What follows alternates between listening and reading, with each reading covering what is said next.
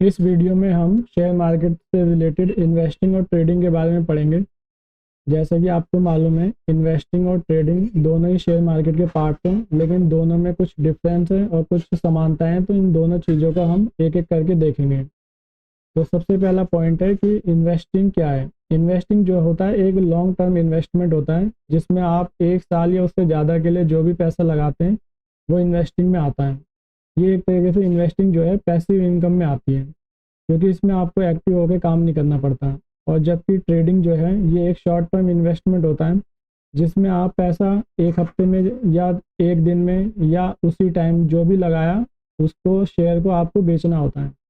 और उस time period में अगर आप शेयर को नहीं बेचते तो जो आपका ब्रोकर होता है वो खुद ही उन शेयरों को टाइम कंप्लीट होने पे बेच देता है। अब हम दूसरा पॉइंट देखते हैं।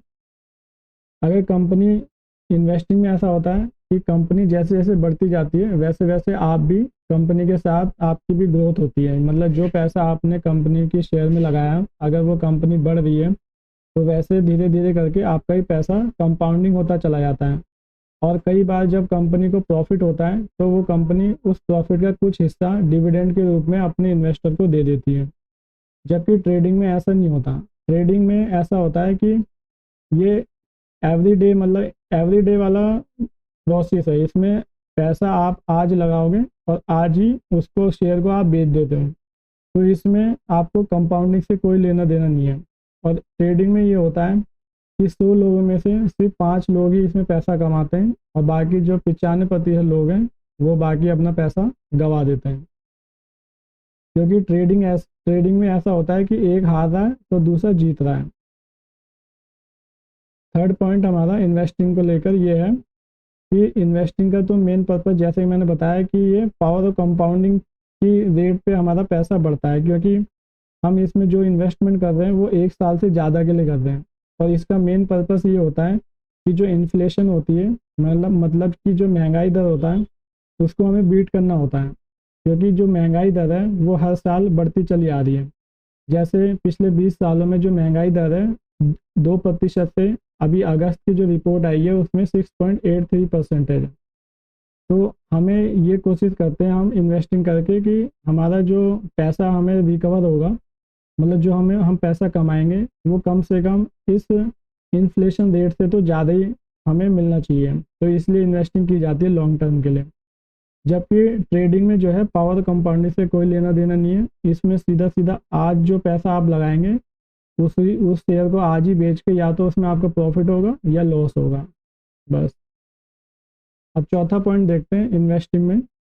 इन्वेस्टिंग में और ट्रेडिंग में दोनों में खास मतलब समानता ये है कि आप दोनों में ही कम प्राइस में जो है अपना पैसा लगा सकते हैं। और मतलब इन्वेस्टिंग में आप 100 रुपये से 500 रुपये में भी स्टार्ट कर सकते हैं कोई शेयर बाय करना। इसी तरीके से आप ट्रेडिंग में भी 100 रुपये से 500 रुपये में अपना ट्रेड शुरू कर सकते हैं। जो पांचवा पॉइंट है, अब इन्वेस्टिंग के लिए आपको फंडामेंटल एनालिसिस सीखना पड़ता है।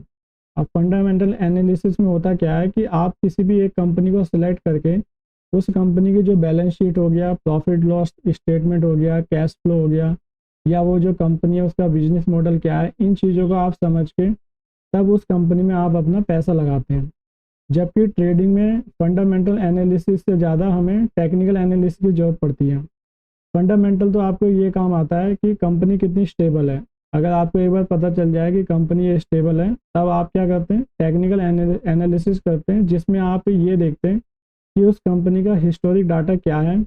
और साथ ही आप उस कंपनी से रिलेटेड जो चार्ट पैटर्न होते हैं उनको समझते हैं टेक्निकल एनालिसिस में। इसीलिए ट्रेडिंग में टेक्निकल एनालिसिस को ज़्यादा महत्वपूर्ण मतलब माना जाता है कंपेयर टू फंडामेंटल एनालिसिस।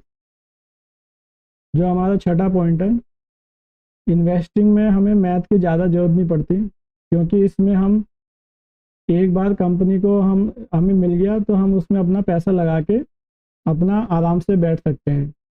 जबकि ट्रेडिंग में हमें फुल्ली मैथमेटिक्स की ज़रूरत पड़ती है, क्योंकि जब भी आप चार्ट को समझेंगे तो आपको कैलकुलेशन की ज़रूरत पड़ेगी।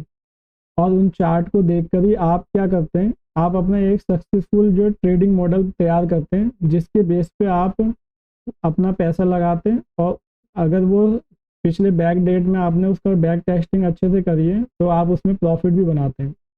तो इन्वेस्टिंग में आपको मैथ की कम ज़रूरत पड़ती है कंपेयर टू ट्रेडिंग।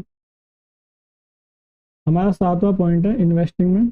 इन्वेस्टिंग जो होता है हमारा लो रिस्क होता है इसमें, क्योंकि इसमें आप एक बार कंपनी को एनालाइज करके आप अपनी कंपनी सेलेक्ट कर लिया आपने, तो आपको ये पता है कि हो सकता है कोई कंपनी किसी कारणवश 1-2 साल में अच्छा परफॉर्म नहीं कर रही है, लेकिन जैसे कि हमारा शेयर मार्केट है वो लंबे समय तक हमेशा ग्रो करता है, एक ग्रेजुअली उसमें ग्रोथ हो रही है। इसी तरीके से जो हमारी कंपनी भी है वो हो सकता है 1-2 साल में कम कम कमा के दे, लेकिन लंबे समय में उसमें आपको जो रिटर्न चाहिए वो आपको मिल जाता है। इसलिए इन्वेस्टिंग जो है उसमें हमारा रिस्क जो होता है लो रहता है, और जो उसमें रिवॉर्ड होता है वो भी हमें ग्रेजुअली मिलता है, धीरे धीरे करके लंबे समय में जाके आपको वो कंपाउंडिंग होकर मिलता है। और इसमें जो लॉन्ग टर्म में आपका जो भी रिटर्न रहता है वो 12 से 15% आपको मिल जाता है। और ट्रेडिंग में ऐसा रहता है कि ट्रेडिंग जो है हाई रिस्क और हाई रिवॉर्ड वाला मतलब वर्क है। इसमें जो बड़े बड़े ट्रेडर होते हैं जिन्होंने अच्छे से अपनी पूरी बैक टेस्टिंग और सब चीज़ टेक्निकल एनालिसिस अच्छे से उन्होंने करी हुई, एक्सपर्ट हो गए, वो लोग तो इसमें 12-12% तक अपना जो रिटर्न कमा लेते हैं एक दिन में। लेकिन इस चीज़ को मतलब एक हाई ट्रेडर बनने के लिए उसमें आपको बहुत समय लगेगा। अब हमारा 8वां पॉइंट है इन्वेस्टिंग में क्या होता है कि जो हमारी ब्रोकरेज है वो स्टार्टिंग और एंडिंग में ही हमें देनी होती है, क्योंकि जिस समय आपने पैसा किसी कंपनी में डाला उस टाइम आपको एक बार ब्रोकरेज लगेगी, और जब आप अपना पैसा निकालोगे, चाहे 5 साल बाद निकालो, 10 साल बाद निकालो, या जितने भी टाइम बाद निकालोगे, तो एक उस टाइम देनी होगी। जबकि ट्रेडिंग में ऐसा होता है कि हर दिन इसमें आप ट्रेड लेते हो, तो जितना आप इसमें ट्रेड लेते हो तो वो हर दिन आपको ब्रोकरेज चार्ज देनी होती है। तो इसमें जो ब्रोकरेज फीस होती है ट्रेडिंग में इसी वजह से बढ़ जाती है। और दोनों में ही जो ब्रोकरेज की जो रेंज रहती है वो 0.01% से 0.5% के अराउंड रहती है, जितना भी आप उसमें ट्रांजैक्शन कर रहे हैं उसका। हमारा 9 पॉइंट ये है कि इन्वेस्टिंग में आपको टैक्स भी कम लगता है। उसका कारण यही है कि आप इसमें जो एक बार पैसा लगाते हैं उसको आप लंबे समय तक होल्ड करते हैं, और जब एंड में आप जितना भी उसका प्रॉफिट लेते हैं तो उस प्रॉफिट का आपको 10% टैक्स लगता है। जबकि ट्रेडिंग में ऐसा है कि इसमें हाई टैक्स आपको ज़्यादा लगता है, और इसमें आपका जो टैक्स का परसेंटेज है वो भी ज़्यादा रहता है। इसमें 10 to 30% की रेंज में आपको अपने प्रॉफिट का जो है टैक्स देना होता है।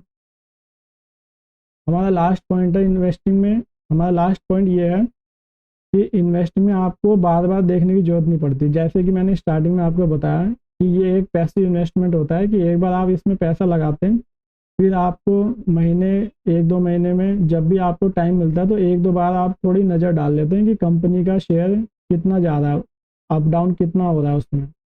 जबकि ट्रेडिंग में आपको पैसिव होके नहीं, ट्रेडिंग में आपको एकदम एक्टिव होके काम करना पड़ता है। इसमें आपको डेली न्यूज़ पढ़नी होती है, चार्ट्स देखने होते हैं, जिसके बेस पे आप एक प्रेडिक्ट कर पाते हैं कि ये शेयर आज मार्केट में ऊपर जाएगा या नीचे जाएगा, तभी तो आप उसमें पैसा लगाएंगे।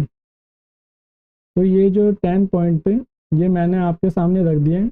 अब आप इनका आपस में कंपैरिजन करके आप देख सकते हैं कि आपको क्या बनना है। आपको इन्वेस्टर बनना चाहते हो या ट्रेडर बनना चाहते हो या दोनों ही बनना चाहते हो, तो आप क्या बनना चाहते हैं प्लीज़ मुझे एक बार कमेंट सेक्शन में ज़रूर बताना। आज के लिए इतना ही, धन्यवाद।